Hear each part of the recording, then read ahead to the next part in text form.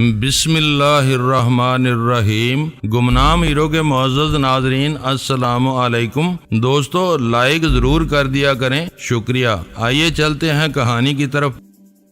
دفتر میں بیٹھا ہوا معمر شخص کمانڈر اکبر رانا کو پہچانتا تھا۔ اسے دیکھتے ہی وہ اپنی میز کے پیچھے سے نکل کر باہر آیا اور گرم جوشی کے ساتھ اسے بغل گیر ہو گیا۔ اس کی دیکھا دیکھی وہ دوسرے شخص کو بھی کرسی سے اٹھنا پڑا۔ اس کی نظروں میں استجابیہ اجنبیت رچی ہوئی تھی۔ اس نے مجھ سے صرف ہاتھ ملانے پر اکتفا کیا۔ معانقے سے فارغ ہو کر اکبر رانا نے میرا اور معمر افغان کا تعارف کراتے ہوئے کہا، یہ میرے ساتھی کرنل جمال دستی ہیں اور یہ آدم خان کے خصوصی نائب ملا بدر ہیں۔ ملا بدر اپنی عمر کے باوجود پرجوش اور مخلص شخص نظر آ رہا تھا۔ میں نے مصالحت کے لیے ہاتھ بڑھایا مگر وہ اسے نظر انداز کر کے مجھ سے لپٹ گیا۔ میری پسلیوں کے گرد اس کی گرفت اتنی مضبوط تھی کہ چند ثانیوں کے لیے مجھے اپنا دم گھٹتا ہوا محسوس ہوا۔ ٹوٹی پھوٹی اردو میں چند خیر مقدمی اور تہنیتی کلمات ادا کرنے کے بعد ملا بدر نے مجھے اپنی گرفت سے آزاد کر دیا۔ اپنی کرسی پر واپس جاتے ہوئے اس نے پشتو میں اپنے ساتھی کو جلدی ہدایت دی۔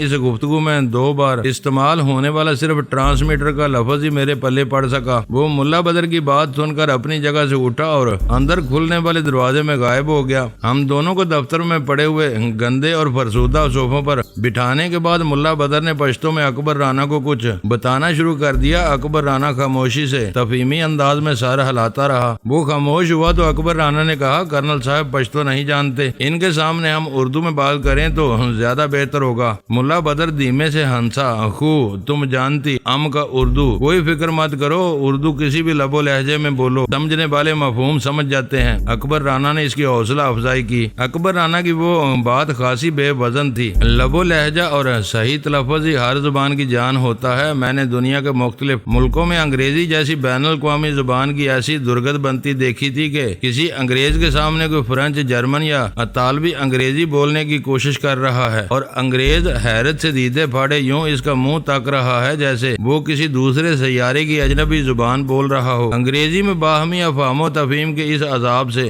گزرنے کے لیے بہتیرے انگریز یورپ کی دوسری زبانیں بھی جانتے ہیں اور ضرورت پڑنے پر اپنی اس مہارت سے فائدہ اٹھاتے ہوئے ذہن پر زور ڈالنے کی ساری ذمہ داری فریق ثانی پر ڈال دیتے ہیں۔ اسی جرمن کی گوں گاں اور ڈوبی ہوئی ہولناک انگریزی کو سمجھنے سے زیادہ آسان یہ ہوتا ہے کہ انگریز خود جرمن زبان بول کر اپنے مخاطب کو امتحان میں ڈال دیں۔ اس سے 2 فائدے ہوتے ہیں۔ اول یہ کہ جرمنوں کے من میں سوئے ہوئے فوکل بشر کی انا کو تسکین ملتی ہے۔ دوم یہ کہ ٹوٹی پھوٹی جرمن زبان میں کہے ہوئے فکروں سے مفہوم اخذ کرنے کی ساری ذمہ داری خود ان کے سر آ جاتی ہے۔ مگر میں مجبور تھا، پشتو سے یکسر نابلد ہونے کی وجہ سے اپنا بوجھ ملا بدر پر منتقل نہیں کر سکتا تھا۔ وہ آج دوپہر کے بعد کسی بھی وقت پنڈی پہنچ جائے گا۔ ملا بدر نے ٹوٹی پھوٹی اردو میں ترو تانیس میں کوئی ناروا فرق روا رکھے بغیر بتایا، میرا آدمی اندر ٹرانسمیٹر پر بات کرنے گیا ہے، وہ زخا کھیل کیمپ والوں سے بات کر کے صحیح پوزیشن بتا سکے گا۔ قیدی کس حال میں ہے؟ میں نے پہلی بار ملا بدر سے براہ راست سوال کیا۔ الحمدللہ بہت اچھا ہے، بس اس کا ٹوٹا ہوا ہاتھ اسے بہت تنگ کر رہا ہے۔ زخا کھیل کے بڑے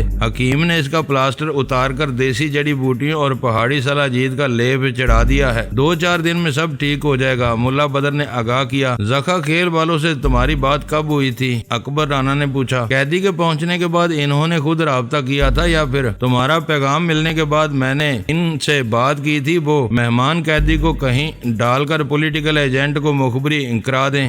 ہم وہیں بیٹھے ملا بدر سے باتیں کرتے رہے۔ اس دوران میں اندرونی دروازے سے ہر عمر کے بارش مسلح اور لہیم شہیم مردوں کی آمد و رفت کا سلسلہ جاری رہا۔ ان میں سے بیشتر کے شانوں پر ہلکی اونی کمبل یا چادریں پڑی ہوئی تھیں جو ہتھیاروں کو چھپانے سے کہیں بڑھ کر نمایاں کر رہی تھیں۔ انہی میں سے کسی نے تام چینی کی کیتلی میں کھولتا ہوا کہوا پیالیوں سمیت لا کر ہمارے سامنے رکھ دیا۔ افغان مہاجرین کے لیے قائم کیا ہوا وہ امدادی کیمپ راولپنڈی اور اسلام آباد کے سنگم پر ایک مختصر سے قبائلی خطے کا سما پیش کر رہا تھا جہاں ہر سو بے تکلفی اور بے فکری کا راج نظر آ رہا تھا۔ اندر سے کون لوگ آ جا رہے ہیں؟ گرم قہوے کا کا پہلا گھونٹ لینے کے بعد میں وہ سوال کیے بغیر نہیں رہ سکا، یہ سب روسیوں کے ستائے ہوئے مظلوم مہاجرین ہیں۔ ملا بدر نے دکھی آواز میں بتایا، ان کی فصلیں ٹینکوں نے روند ڈالی یا بموں نے جلا ڈالی، توپوں نے گھر مسمار کر دیے، ہر سینے میں اپنی کئی پیاروں کے لہو کے داغ پوشیدہ ہیں، اور یہ یہاں فاقہ کشی کی زندگی گزار رہے ہیں۔ فاقہ کشی؟ میں نے حیرت سے پوچھا، مجھے ان میں سے کسی کے چہرے پر فاقہ کشی کی کوئی علامت نہیں دکھائی دی۔ پہاڑوں کی گود میں پلنے والے ہم لوگ بہت سخت جان ہوتے ہیں، سردی اور برف باری میں موسم کے تیور بگڑ جائیں تو عام حالات میں بھی ایک روز کا راشن 4 روز چلا کر گزارا کر لیتے ہیں۔ ہمارے کیمپوں میں بس 2-3 وقت کا فاقہ ہوتا ہے، پھر کہیں نہ کہیں سے رسد آ ہی جاتی ہے۔ میں نے سنا ہے کہ مغربی دنیا دل کھول کر افغان مجاہدوں کی مدد کر رہی ہے۔ میں نے کہا، وہ شروع کی بات ہے، اتنی امداد مل رہی تھی کہ ہم سے سنبھالے نہیں سنبھلتی تھی۔ فالتو سامان پشاور کی منڈی میں کوڑیوں کے دام پھینک دیا جاتا تھا۔ ملا بدر کی آواز بتدریج مغموم ہوتی جا رہی تھی۔ ہم نے بچے ہوئے روسیوں سے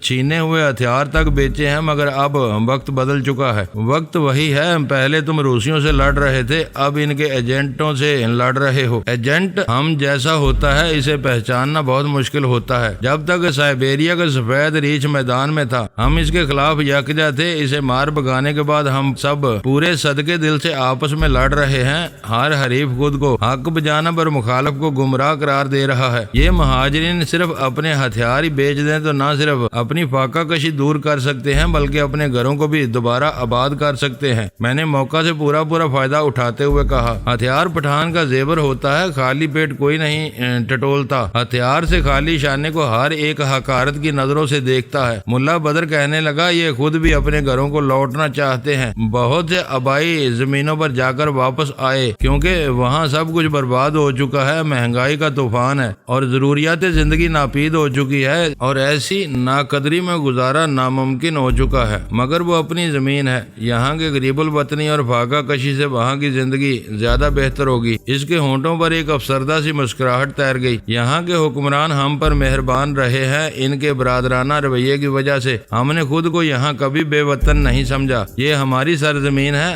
ہر افغان مہاجر کے پاس پاکستان کا شناختی کارڈ اور پاسپورٹ موجود ہے۔ ان کاغذوں کے سہارے کراچی یا عرب ریاستوں میں نوکری حاصل کر کے روزی کمانا ہر افغان نوجوان کا خواب بن چکا ہے۔ ساری جیبیں بھری ہوں تو آدمی دنیا کے کسی بھی حصے میں اپنا گھر بنا سکتا ہے۔ خالی جیب اور خالی پیٹ افغان سے آسودہ حال مہاجر ہونا کہیں بہتر ہوگا۔ ملا بدر کے آخری فکرے میں گہرا فلسفہ پنہاں تھا۔ آزادی کی جن تحریکوں کو باہر سے مدد فراہم کی گئی وہ ماضی میں صرف کاغذی نعروں تک محدود ہو کر رہ گئی۔ ہجرت کے حوالے سے ملنے والی عالمی رعایتوں کے ذریعے ایسی تحریکوں کے رہنما اور مہاجرین ہر سہولت سے فیض اٹھانے کے بعد خوشحال ہو کر دنیا بھر میں آباد ہوتے چلے گئے۔ ایسے نام نہاد مہاجرین کا مفاد ایک نقطے میں مرکوز تھا کہ حالات جوں کہ توں رکھے جائیں۔ اسٹیٹس کو کے تحت وہ اپنی مظلومیت کی کہانیاں سنا کر عالمی ہمدردیاں بٹورتے رہیں، دوسری طرف خوشحال ملکوں میں حصول تعلیم، کاروبار اور معقول ملازمتوں کے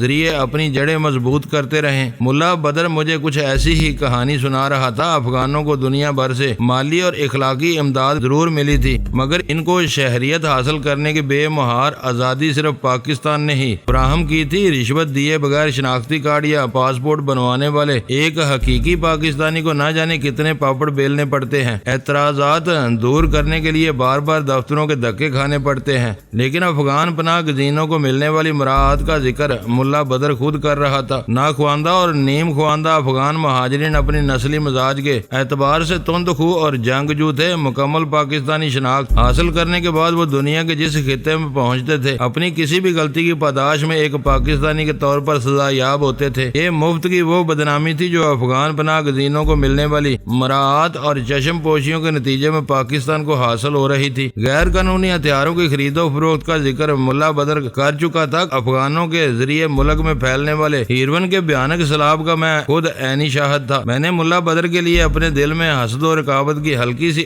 آنچ محسوس کرتے ہوئے پوچھا، تمہیں معلوم ہے کہ اس سودے میں پاکستان کو کیا کچھ حاصل ہوا ہے؟ ملا بدر نے اپنے سر کو منفی جنبش دیتے ہوئے متاسفانہ لہجے میں کہا، شاید کچھ بھی نہیں، اتنا ضرور ہوا ہے کہ اب دنیا بھر میں لوگ پاکستان کے نام اور محلے وقوع سے واقف ہو گئے ہیں۔ انہیں معلوم ہو چکا ہے کہ پاکستان اور افغانستان کی خاصی لمبی سرحد مشترک ہے۔ پاکستان میں ہیروئن ہتھیاروں اور جرائم کی افزائش کے بارے میں تمہارا کیا کیا خیال ہے؟ دیکھو کہیں آگ بھڑکتی ہے تو اس کی تپش دور تک پھیلتی ہے، جہاں آگ کا کوئی وجود نہیں ہوتا، ملا بدر نے پرخیال آواز میں کہا۔ کہیں جنگ چھڑتی ہے تو وہاں سے کردار اور اخلاق جیسی روایات سب سے پہلے رخصت ہوتی ہیں۔ یہ اثرات پاکستان پر بھی پڑے ہیں۔ تم ٹھنڈے دل سے سوچو تو یہ سودا مہنگا نہیں ہے۔ ہم سفید ریچھ کے سامنے سینہ سپر نہ ہوتے تو اس کے ٹینک ہمارے گھروں کو رونتے ہوئے پاکستان میں گھس آتے۔ افغانستان بندرگاہ سے محروم اور خشکی سے گرا ہوا ملک ہے۔ روس کی بندرگاہیں خراب موسم کی وجہ سے سرمائی موسم میں بند رہتی ہیں۔ انہیں تمہاری جنوبی ساحلی پٹی کی شدید ضرورت تھی، شاید وہ ان کے ذریعے پورے سال دنیا کے ساتھ تجارت کر سکیں۔ اپنوں کا لہو دے کر ہم نے تمہارا دفاع کیا ہے، ہماری اس عظیم قربانی کا صلہ تمہارے حکمران دے رہے ہیں۔ وہ بات وہیں رہ گئی۔ ملا بدر کا ساتھی ٹرانسمیٹر پر زخا کھیل والوں سے بات کر کے لوٹ آیا اور پشتوں میں جلدی جلدی رپورٹ دینے لگا۔ 2 مراحل طے ہو چکے ہیں۔ اس کے خاموش ہونے پر اکبر رانا مجھے اس کی رپورٹ کا خلاصہ سنانے لگا۔ کھٹومل پولیٹیکل ایجنٹ کے ذریعے پشاور پہنچایا جا چکا ہے، وہاں وہ ہمارے لوگوں کی تحویل میں دیا گیا تھا۔ اصولی طور پر اسے دوپہر کی پرواز سے اسلام آباد پہنچ جانا چاہیے، وہاں آنے کا مقصد پورا ہو چکا تھا، لیکن ملا بدر سے ہونے والی گفتگو نے میرے دل و دماغ میں بہت سے نئے اور چبھتے ہوئے سوالات پیدا کر دیے تھے، جن کے جواب کسی بھی صورت میں خوشگوار نہیں ہو سکتے تھے۔ کہوے کے مزید ایک ایک پیالی ختم کر کے ہم ملا بدر سے رخصت ہو گئے۔ اگر کھٹومل کو کسی پرواز سے آج ہی اسلام آباد سے یہاں پہنچنا ہے تو اب تک تمہارے پاس کوئی نہ کوئی اطلاع پہنچ جانی چاہیے تھی، میں نے راستے میں اکبر رانا سے کہا۔ اصولی طور پر اسٹیشن کو مطلع کیا جانا چاہیے تھا، مگر تم بھول رہے ہو کہ اسلام آباد میں اسٹیشن 9 کے ساتھ ہمارا ہیڈ کوارٹر بھی ہے، ہو سکتا ہے کہ پشاور والوں نے وہاں خبر دے دی ہو، اس نے بتایا۔ تو کیا ہیڈ کوارٹر والوں کی اپنی بھی فیلڈ فورس ہوتی ہے؟ میں نے پوچھا۔ بالکل ہے، اپنے فیلڈ سٹاف کے بغیر ہیڈ کوارٹر اسٹیشن 9 کا محتاج ہو کر رہ جاتا۔ وہ اپنے طور پر چھوٹی بڑی کارروائی کرنے کی صلاحیت رکھتے ہیں، اکثر ہم نے ان سے مدد بھی لی ہے۔ 2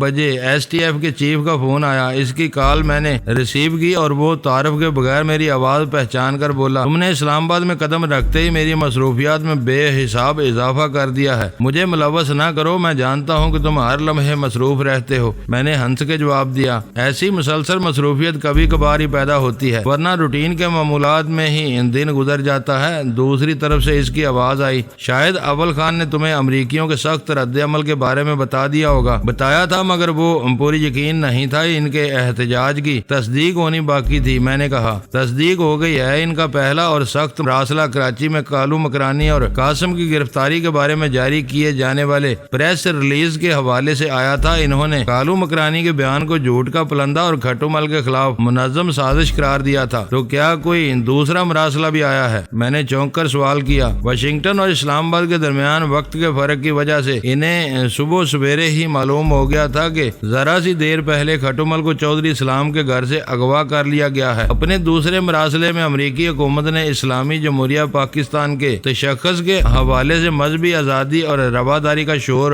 مچا کر کھٹومل کے خلاف سازشوں کے تسلسل پر احتجاج کیا ہے۔ اقوام متحدہ ہیومن رائٹس کمیشن کے سربراہ نے بھی کھٹومل کی فوری بازیابی اور کسی عدالت میں پیشی کا پرزور مطالبہ کیا ہے۔ ہماری جانب سے اس بارے میں کیا قدم اٹھایا گیا ہے؟ اس کے خاموش ہو جانے پر میں نے پوچھا۔ اوپر تلے ملنے والے ان 2 مراسلات نے وزارت خارجہ میں خلبلی مچا دی ہے، ایس ٹی ایف کے چیف نے بتایا۔ ابھی تک اس بارے میں کوئی فیصلہ نہیں کیا جا سکا، تمہاری رپورٹ ہی انہیں کسی فیصلے پر پہنچنے میں مدد دے گی، میں نے کہا۔ میں مسلسل اوپر والوں کو بریف کر رہا ہوں، کھٹومل کو اس وقت چکلالہ کے ملٹری ایئر بیس پر موجود ہونا چاہیے، وہاں سے اسے اسٹیشن 9 پہنچایا جائے گا۔ شاید حفاظتی وجوہ کی بنا پر اسے ملٹری ایئر بیس پر لایا گیا ہے۔ میں نے رائے زنی کی، نہیں، پی آئی اے کی پرواز رات سے پہلے میسر نہیں تھی، اسے آرمی کے ایک ہیلی کاپٹر سے یہاں لایا گیا ہے۔ اس کی آنکھوں پر مسلسل سیاہ پٹی بندھی ہوئی ہے، ابھی تک اسے کچھ پتہ نہیں چل سکا کہ وہ کن لوگوں کی تحویل میں ہے۔ گڈ، یہ سب پروگرام کے مطابق جا رہا ہے، اس سے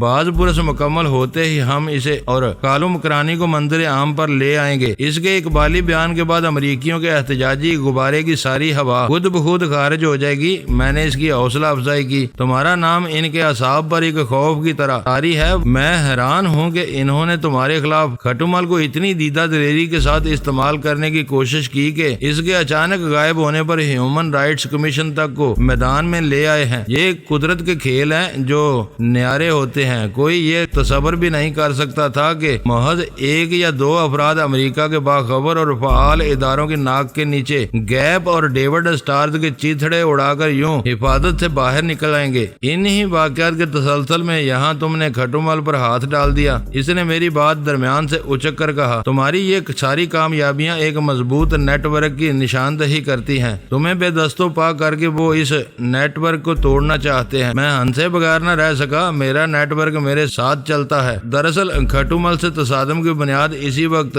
پڑ گئی تھی جب میرے ساتھی نے اپنے فلیٹ کے گرد منڈلاتے ہوئے دو مشتبہ افراد کے گھٹنے توڑے تھے۔ بعد میں انہی میں سے ایک نے کھٹومل کا نام لیا تھا۔ تمہارا ہر آدمی اپنی ذات میں ایک مکمل نیٹ ورک ہے۔ وہ بولا، کھٹومل کے ساتھ ہونے والی پیش رفت سے مجھے باخبر کرتے رہنا، یہ مسئلہ یکایک بہت سنگین اور اہم ہو گیا ہے۔ ایس ٹی ایف کے چیف سے گفتگو ختم ہونے کے تقریباً نصف گھنٹے بعد آہنی باڈی والی ایک بند جیپ میں فورس کے 3 مسلح جوان کھٹومل کو اسٹیشن 9 لے آئے۔ متوسط قامت اور جسامت والے اس خطرناک سیاستداں کی آنکھوں پر پٹی بندھی ہوئی تھی، ٹوٹا ہوا داہنا بازو اس کے پہلو میں جھول رہا تھا۔ ایس ٹی ایف کا ایک آدمی بایاں ہاتھ تھام کر اس کی رہنمائی کر رہا تھا۔ میں برآمدے میں کھڑا وہ عبرت ناک منظر دیکھتا رہا۔ کھٹومل کو پاکستان کے حوالے سے صرف دولت ہی نہیں، سیاسی شہرت اور نیک نامی بھی ملی تھی جو شاید اسے راس نہیں آ سکی تھی۔ پتہ نہیں کھٹومل اور امریکیوں کے گٹھ جوڑ میں بھارتی قونصل خانے کا کوئی کردار تھا یا وہ براہ راست امریکیوں کا اعلی کار بنا تھا۔ صورت احوال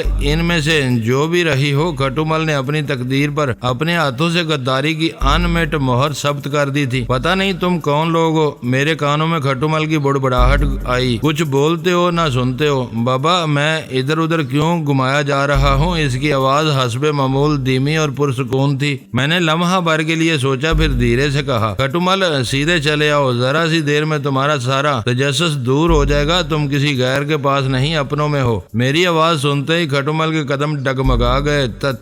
تم ڈینی ہو۔ میری آواز پہچانتے اس کا اعتماد رخصت ہو گیا اور زبان پر لکنت طاری ہو گئی۔ میری باری آ چکی تھی۔ میں نے اسے کھیلنا شروع کر دیا اور کہا، خدا سے نہیں تو اپنے بھگوان سے ہی ڈرو۔ میں تمہارا اپنا شنکر ہوں، مجھے ڈینی جیسے آدمی کا نام نہ دو۔ میری زہریلی آواز نے اس کے اضطراب میں اضافہ کر دیا۔ میں دھوکہ نہیں کھا سکتا، تم ڈینی ہی ہو۔ تم نے شنکر کو مارا اور اب اسی کا نام لے کر مجھے ڈرا رہے ہو۔ دھوکہ نہیں، یہ آواگون کا چکر ہے کھٹومل۔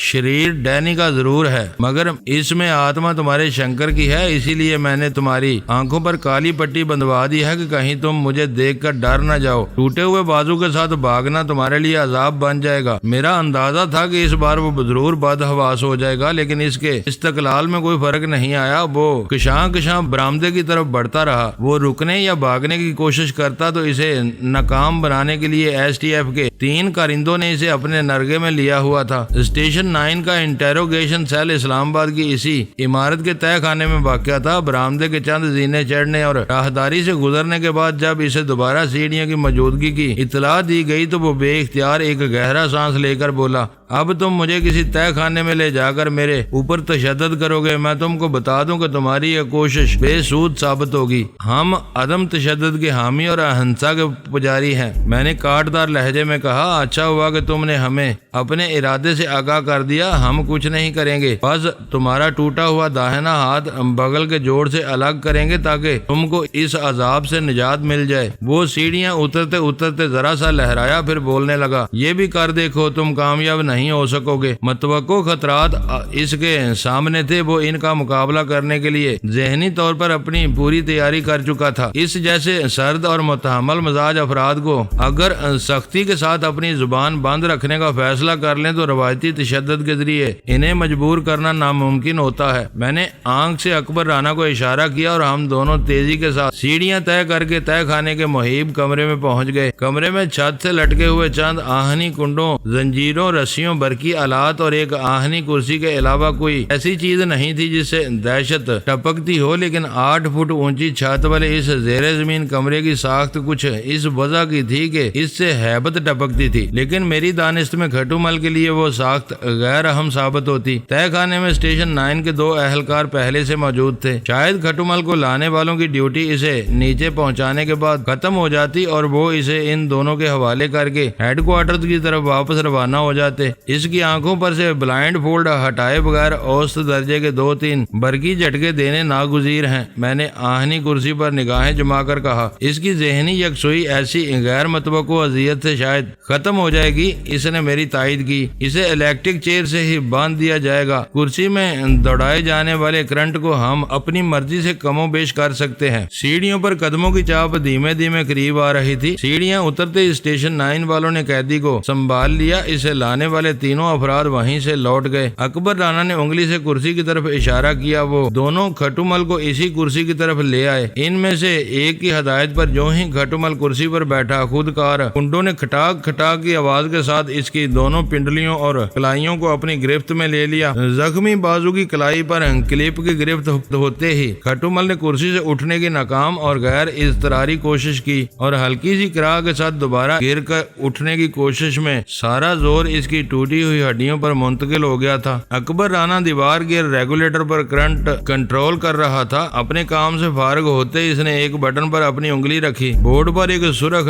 گولا روشن ہو گیا اور طے خانے کی بند فضا کھٹومل کی بھیانک غیر ارادی چیخ سے گونج اٹھی۔ سرخ دائرہ لمحہ بھر روشن رہ کر بجھ گیا۔ وہ لمحاتی شاک مکمل ہو چکا تھا۔ کھٹومل وہ جھٹکا سہ لینے کے بعد گجراتی زبان میں زور زور سے کچھ بولنے لگا۔ اس کے لہجے سے ظاہر ہو رہا تھا کہ وہ خود کلامی کے ذریعے خود کو سنبھالے رکھنے کی کوشش کر رہا ہے۔ اکبر رانا اسٹیشن 9 کا سربراہ تھا اور اپنے ہتھیاروں کے بہترین استعمال سے بخوبی واقف تھا۔ میرے اشارے پر اس نے بورڈ پر کچھ چھیڑ چھاڑ کرنے کے بعد دوبارہ بٹن دبایا۔ ایک مرتبہ پھر سرخ دائرہ روشن ہو گیا اور طے خانہ کھٹومل کی وحشتناک چیخوں سے لرزنے لگا۔ آہنی بندروں نے اسے بے بس کیا ہوا تھا۔ وہ کرسی میں کئی سیکنڈ تک ماہی بے آب کی طرح تڑپتا اور چیختا رہا۔ آخر سرخ روشنی غائب ہو گئی اور کھٹومل جس حال میں تھا نڈال سا اسی حالت میں بیٹھا رہ گیا۔ اس کا چہرہ پسینے میں بھیگنے لگا تھا۔ داہنے بازو کے زخموں کا منہ دوبارہ کھل گیا تھا۔ اس کی اچھل کود کے نتیجے میں ان زخموں سے خون بہنا شروع ہو گیا تھا۔ ڈینی، تم پکے سور کے